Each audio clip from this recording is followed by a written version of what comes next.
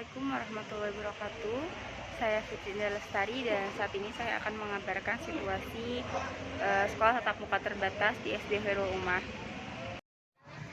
Bisa dilihat sekarang lagi ada pengecekan suhu, kemudian siswa disuruh untuk mencuci tangan terlebih dahulu sebelum masuk ke kelas, dan tentunya tetap menggunakan masker. Sekarang kita coba wawancara salah satu siswa di sini. Halo, namanya siapa? Gimana? Senang sekolah tatap muka? Senang.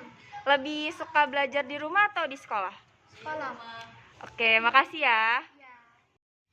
Nah, sekarang merupakan jam penjemputan anak-anak di mana orang tua menunggu di depan gerbang dan guru-guru memanggil satu-satu anak yang sudah dijemput oleh orang tuanya.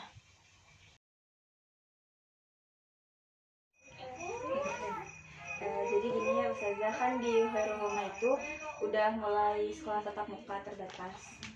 Kalau di Khairul Ummah sistem pembelajaran tatap muka terbatas itu seperti apa pengelolaannya? Bismillahirrahmanirrahim. Alhamdulillah untuk hampir 2 minggu ya sudah berjalan 2 minggu sejak awal bulan Oktober itu pembelajaran di Khairul Ummah sudah melaksanakan PTM atau pelajaran tatap muka terbatas ya, berdasarkan arahan yang diberikan oleh Pemda ya, oleh Kota Sukabumi dan juga dari Dinas Kemendikbud. Alhamdulillah sampai sekarang bisa berjalan dengan cukup lancar. Hanya memang ada beberapa ketentuan ataupun aturan-aturan yang secara mendadak ya, memang menanggapi arahan ini memang SD Khairul Ummah harus bertindak cepat gitu ya. Bagaimana caranya supaya arahan dari Pemda ini kita sambut dengan cepat, kemudian pembelajaran bisa terlaksana, sehingga dalam 2 minggu ini memang ada beberapa aturan yang dipersiapkan oleh Khairul Ummah sendiri supaya pelajaran tatap mukanya berjalan dan tetap mematuhi protokol kesehatan. Di antaranya mungkin di penjadwalan gitu ya. Jadi kalau di Khairul Ummah dibagi dua shift pembelajarannya antara kelas atas dan kelas bawah. Kelas bawah itu disediakan shift pagi dari mulai pukul 7 sampai dengan pukul 10. Jadi pembelajarannya dimulai dari jam 7 sampai jam 10 pagi. Kemudian setelah itu nanti ada jeda setengah jam itu untuk penjemputan dan sebagainya.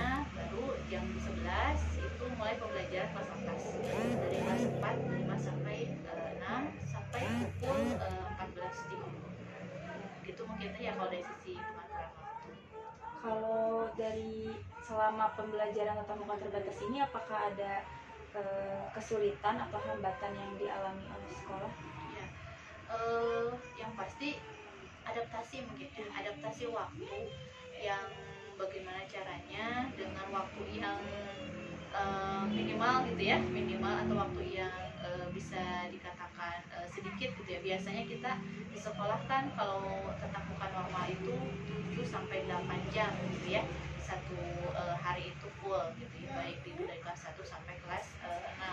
Tapi untuk PTM terbatas ini dikarenakan waktu yang disediakan itu hanya 3 jam, sementara ada beberapa kegiatan yang memang harus tetap dilaksanakan gitu ya, terutama tahfidz tasin, kemudian mata pelajaran itu semuanya dipangkas waktunya yang biasanya 2 jam jadi 1 jam. Jadi itu kita sesuaikan karena memang diatur ya supaya bagaimana tidak terjadi penumpukan gitu ya, kemudian jumlah siswa yang terlalu banyak dan lain sebagainya.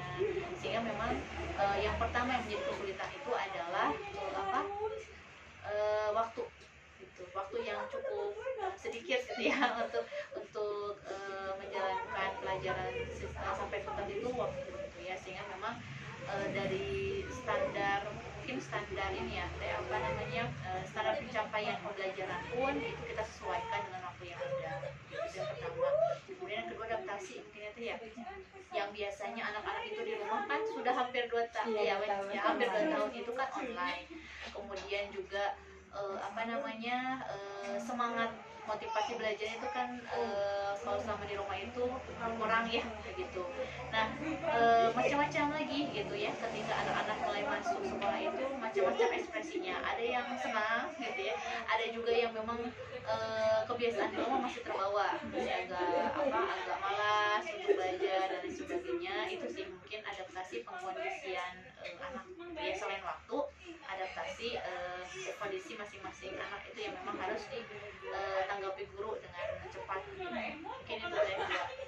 Kalau ini untuk kegiatan pembelajaran tatap muka ini apakah akan terus berjalan ke semester atau bagaimana?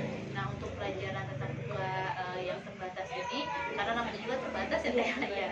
Jadi terbatas pada arahan dari Pemda Kota dan juga dari Dinas Pendidikan.